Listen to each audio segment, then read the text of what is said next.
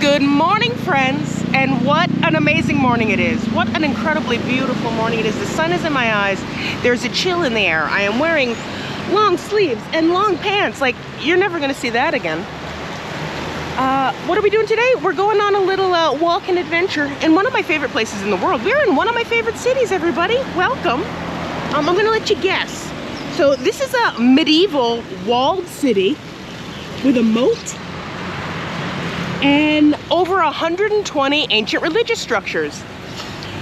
It's got a thriving cafe culture, a happening art scene. Are we somewhere in Europe? No, we are not. We are in Northern Thailand.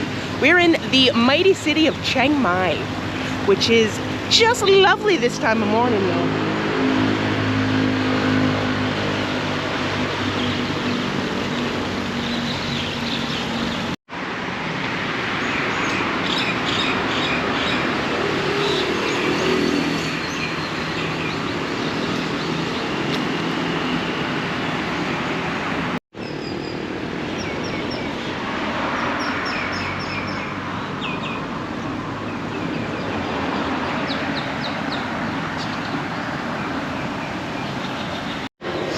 One of Chiang Mai's noticeable immediate features is the moat and the city wall.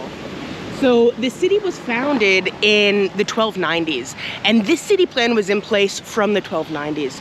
So the moat was dug, the walls were put up, and the city plan was in place. These walls, however, they were rebuilt in the 1500s and then again in the end of the 1700s. So the walls that are still intact around the city today, they're from about 1795.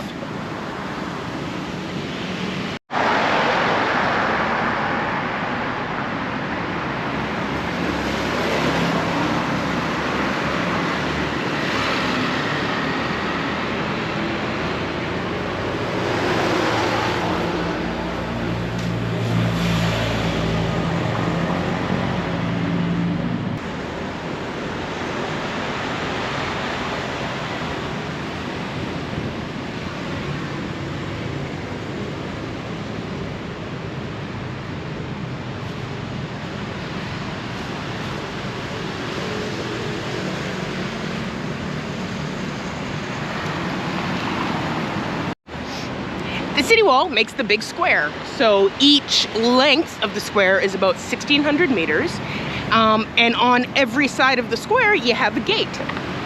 You need a gate to let people in and out of your city. So we have Chiang Mai Gate, Ta Pei Gate, Chiang Mai Gate, and they all lead in different directions outside of the city. We have the square city with the moat. It's sitting kind of below this mountain, so Doi Ithanon, or Doi Suthep is right up there. And Doi Suthep has an incredibly important temple on it, very, very special temple. As well, on that mountain there are Hmong villages. It's a really, really cool place. But that's kind of, as you come out of the city and go north, it becomes all mountains. So the city's kind of sitting in this valley, and the walled city itself, inside, there's no high-rise buildings. There's a lot of old temples. There's a lot of, 150-year-old buildings, a lot of teak buildings. It's very chill, it's very relaxed. And then as you move outside of the gates, you come from the old city into the new city, that's when it livens up a bit. But it's still, for some ways, outside of the gates here, is very small, very low to the ground. It feels very warm and it's not overwhelming. Of course, there are high-rise buildings and there are big mega malls here. It's a city of over 1 million people. Like, make no doubt, this is the capital of the north. It's the most populated area even in Northern Thailand. But it feels small town, and that's why it's so special. And definitely the city walls play such a huge part in that.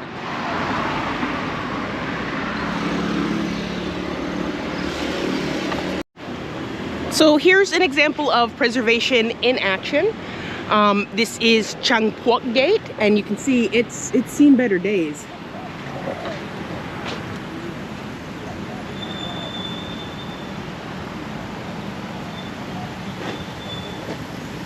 So using the poles, using the scaffolding to upright the wall, I'm sure they have bigger and better plans for conservation and restoration, but it's just real sad because this gate was just restored in the 60s. So here we are 60 years later and it's in this bad shape again. That's probably a little bit of neglect.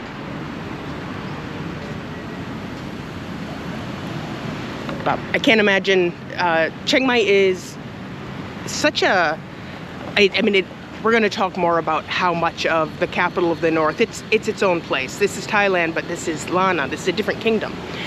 But it's very much a tourist hub. So I think COVID hit the city pretty hard. Chinese tourism was starting to emerge through cheap flights coming from AirAsia. So, I mean, by 5 years ago, when I was last here, there was a ton of Chinese tourists, a ton of Korean tourists, and then the same Western tourists that had always been coming, and it's really great for the city, but I think COVID was rough, and if they don't have the funds to maintain the Chiang Mai Gate, I mean, the Fine Arts Department, they do an incredible job, but, ooh, I hope they can bring her back.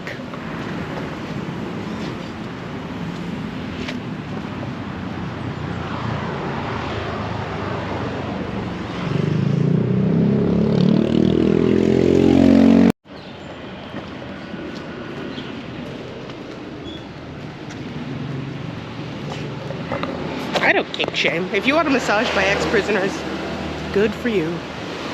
No, it's actually probably a really good program. It teaches traditional massage in the prison system so that people have employment opportunities when they come out. But just to advertise it as massage by ex-prisoners, like that's the big get.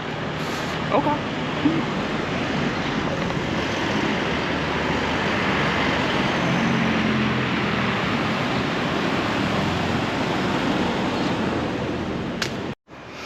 Have a real high-stakes adventure today. I may have overdone it a little bit last night. I don't drink much, so drank a little bit, smoked a lot. That's the thing, cannabis is legal in Thailand now, but up here up north, man, they know how to grow it. They know how to grow it. And so my adventure fuel is usually energy drinks and weed, but they've done it this time. Look at this, kids. This is super concentrated sugar and caffeine, like so much. It's syrup, and it has weed in it now. Oh, Thailand, why do you do this? Why do you make, oh, you're so silly.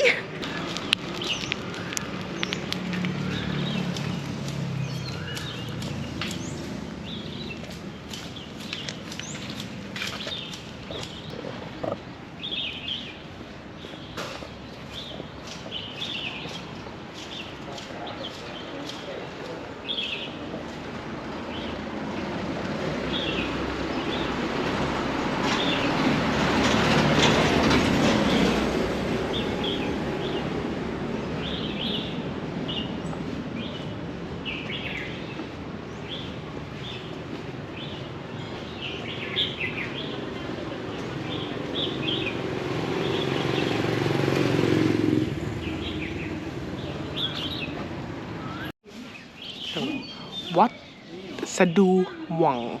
That's what this temple is called. Really, really lovely. But this stupa here is original to the city.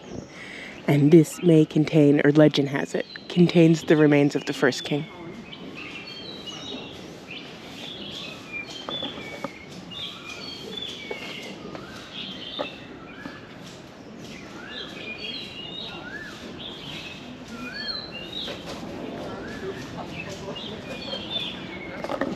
To be sensitive because people are worshiping here, so they don't want to be on film. They're here to practice their religion, not to be in my video, so we won't film them.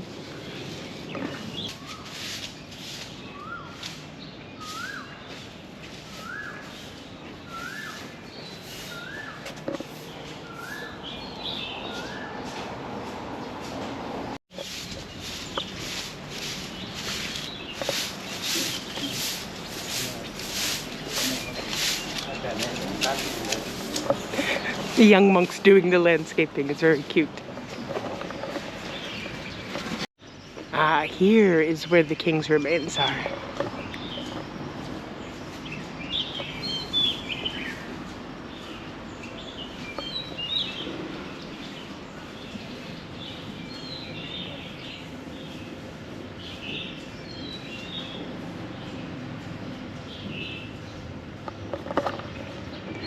this was excavated out of that stupa.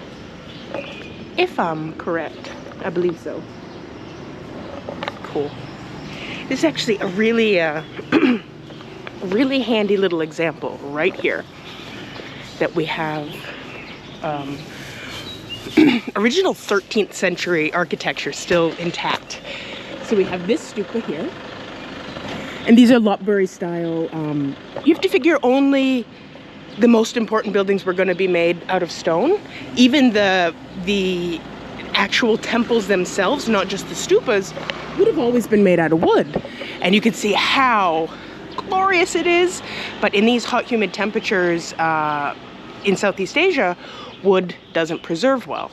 So you have the stone bases of what would have had wooden temples, and whole complexes where you just see the stupas.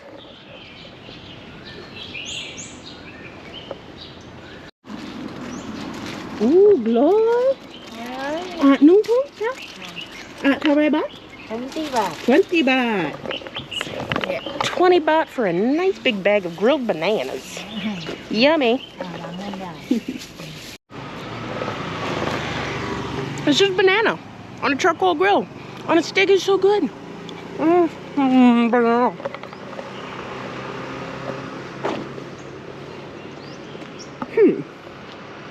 Let's go this way. So definitely a town full of 20 baht giant bags of banana. Or like, I had dinner with a friend last night at a local Shan Burmese restaurant, and we both ate very well and had like coconut smoothies, and it was $6 for the two of us. That exists. That's how local people eat. But then there is some of like gourmet world-class eating in Chiang Mai. Culinary artists, like very highly rated food. So a little bit of something for everybody. You can get a dorm room for 150 baht still, or you can get like the Four Seasons Shangri-La. You can drop $1,500, $2,500 a night on a hotel here. It's all within the budget. But everybody ends up walking around the streets and kind of doing the same thing. So it doesn't matter, you still get to experience it.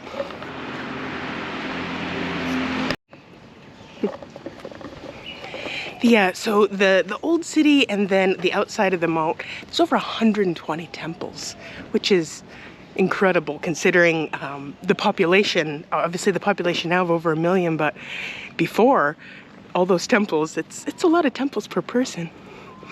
This is lovely.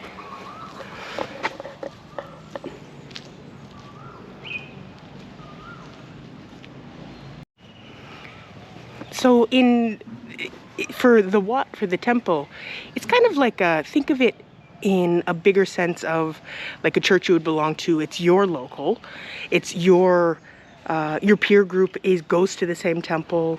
The temple runs a school. Your kids go to the school. It's very very home base. Everybody has their local. So every neighborhood, the temple's different. It's really special, and it's incredibly difficult to understand. I don't claim to understand it at all.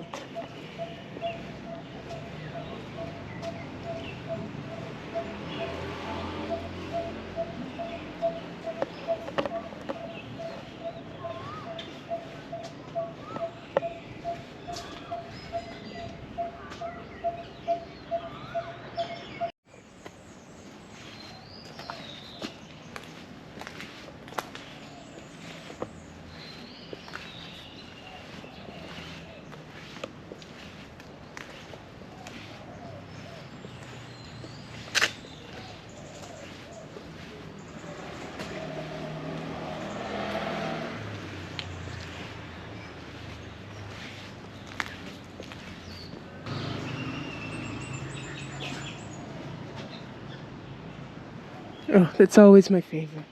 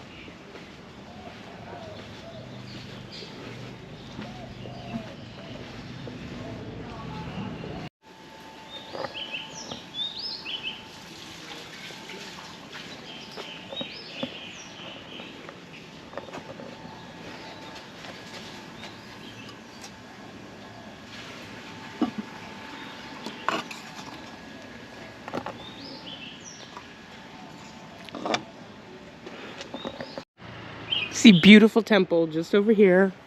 Big modern building and a beautiful teak house. Just all together hanging out. That's what kind of makes the old city so special. The moats are really cool. They're not stinky at all.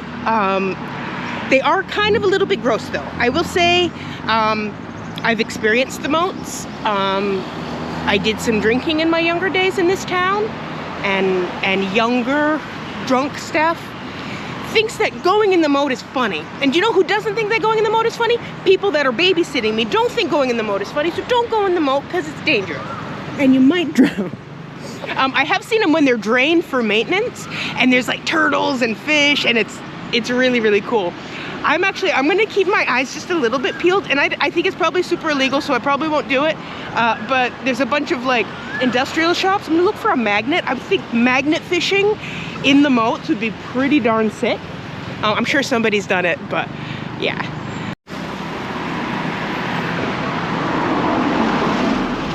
I don't want to go there. We'll go here to Wat Ben Sao instead, shall we? Woo! Again, right on the moat, but that is the inside of the moat. We're on the outside of the moat now. There we go. Masks up, bitch.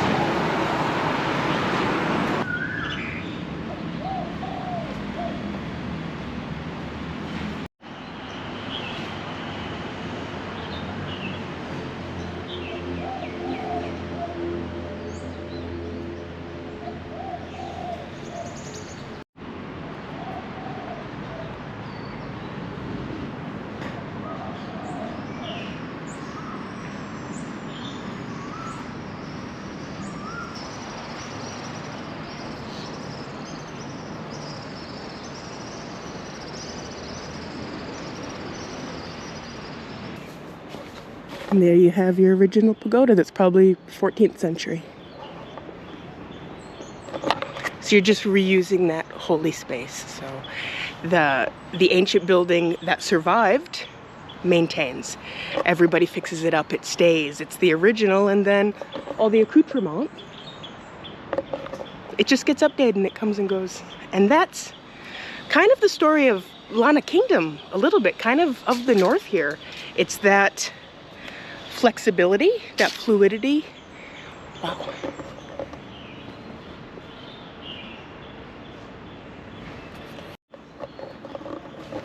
And the wrapping of the chedi, of the pagoda, in the monk's cloth is obviously, it's the same as a monk's robes. So it's protected because it's wearing the robes.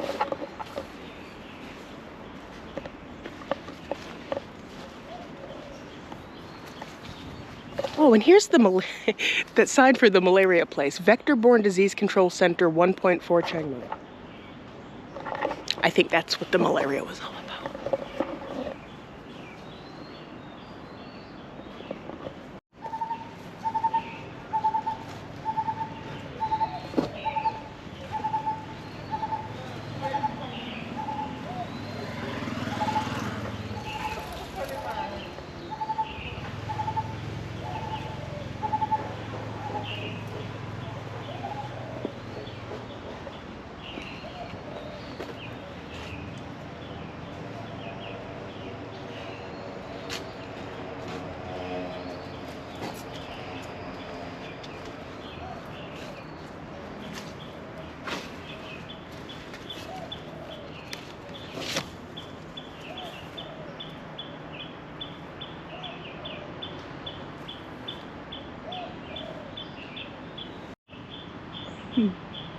Mother water.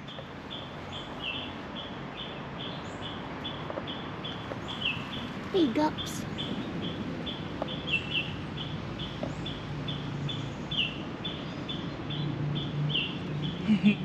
We got guppies, we got tadpoles. Hi, taddies.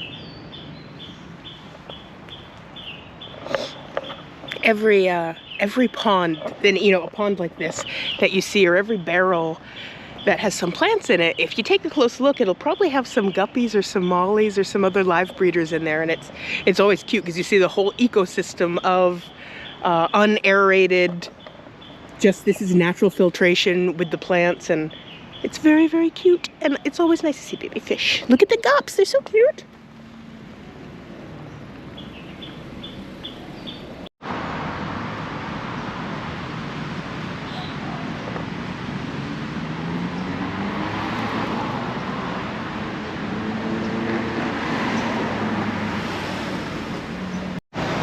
The malt water is so clean that you can use it for greenery around the city.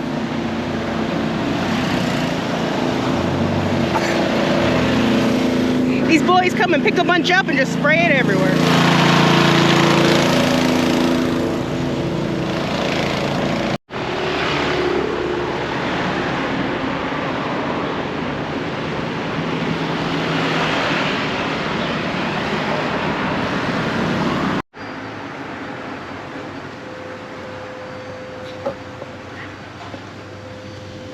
I think this is their tag.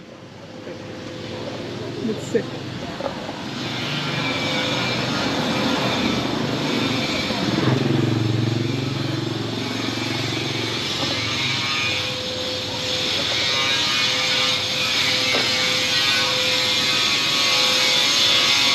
People's homes, little shops. Being a small business owner is the thing to do in the city. So if you own property, if you have a shop house, then you live on top or you live in the back and you have your little shop in the front. So. Just strolling along in another one of these beautiful, newer cement antique temples in front of a medieval pagoda. So, very cool.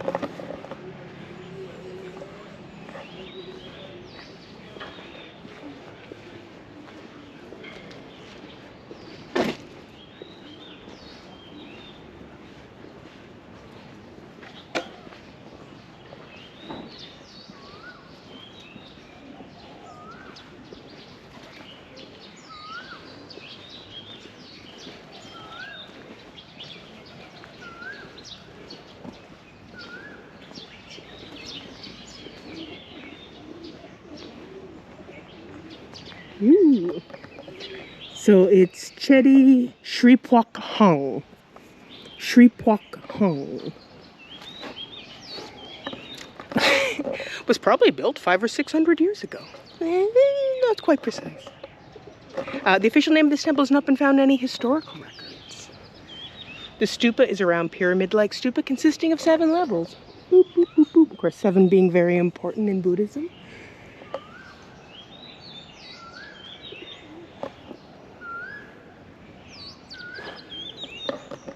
This is, we're on very, very expensive real estate right now, but that sense of community and cultural heritage, it's so strong. And it's so strong here in the north, in Lana, so.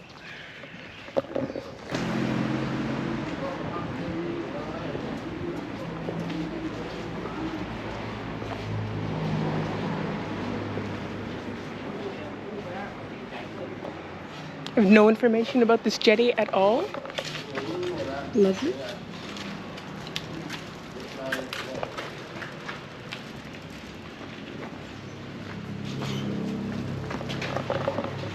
You live around your history. It's living history. Back out.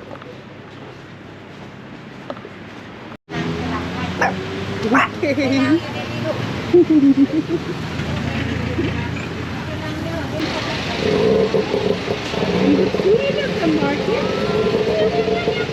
Oh, sweet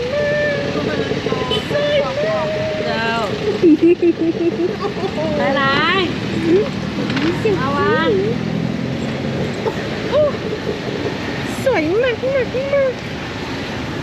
Oh, yay! His big hands. Oh, cute.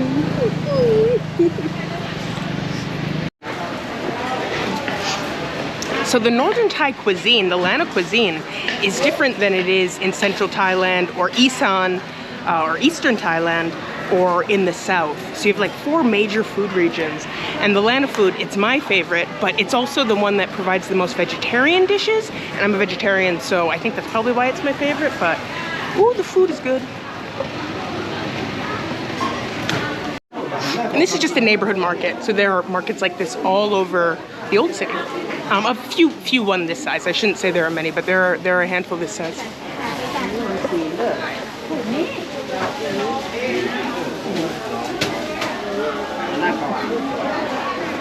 So we have all the grandmas buying food for the day, and then all the restaurant owners too, buying all their food, because everybody eats out.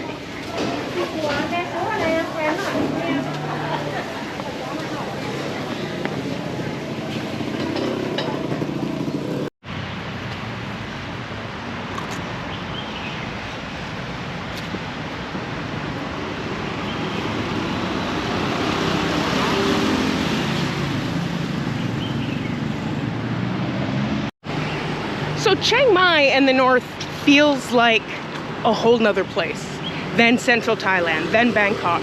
And that's for a reason. It's very, very culturally different. That's because the Lanna Kingdom, so the Northern Thai Kingdom, wasn't brought in to the fold of things really officially until like the turn of the century.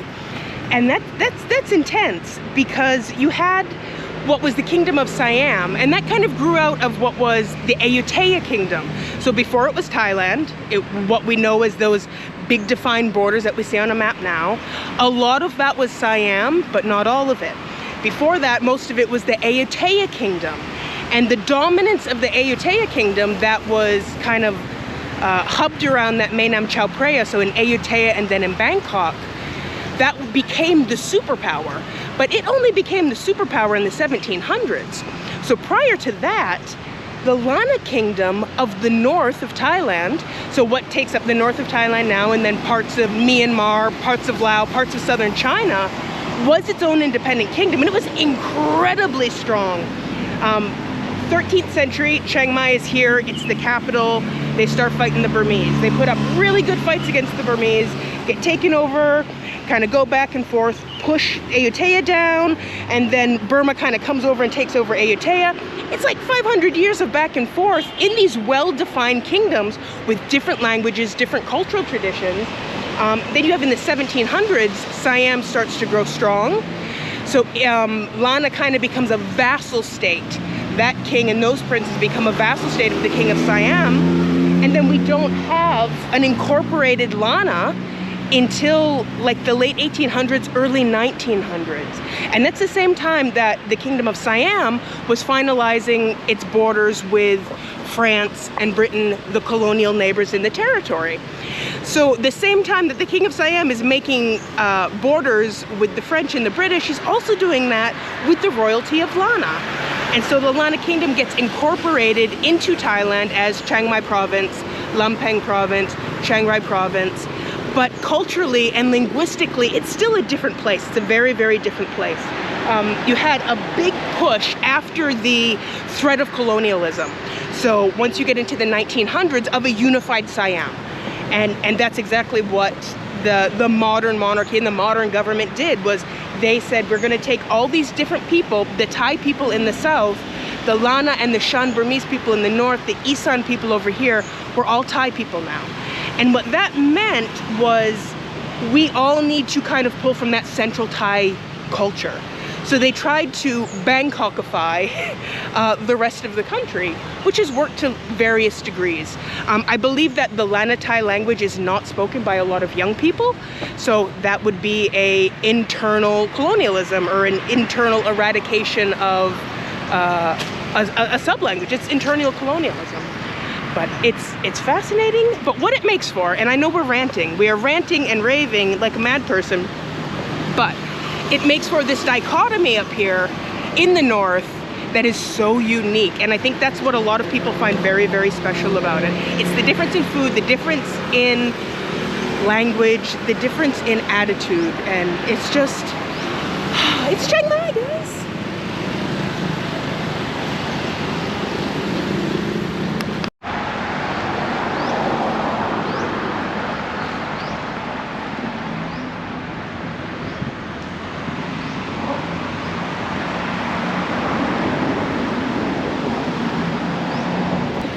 So Taipei is the most like ornate gate out of the four. It's got a nice little plaza in it. There's always community events. And just as a little b-roll, I'm here on Sunday, so we'll do I'll bring you guys down the Sunday night market tonight because that's really chill.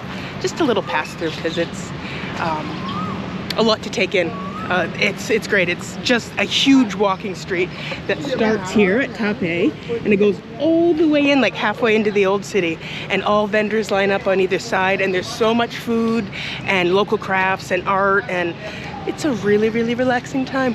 And I'll bring you guys and just tack on a bit at the end of this video, because I think this is where we're gonna leave you, is right here in Chiang Mai's famous square, Taipei Gate.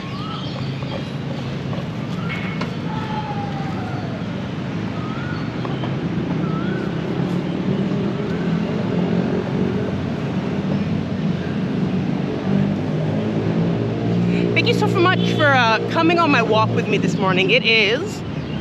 It's 10:45, so we were walking for about 2 hours and 45 minutes. Get the blood pumping, work out the demons. You gotta sometimes. I wasn't gonna, but I said, you know what?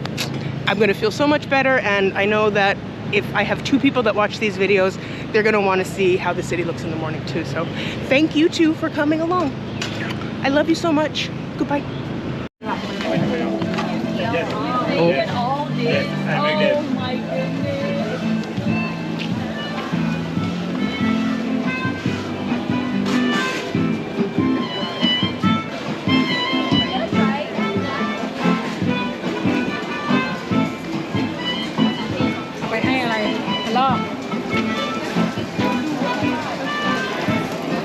There's food, they line up.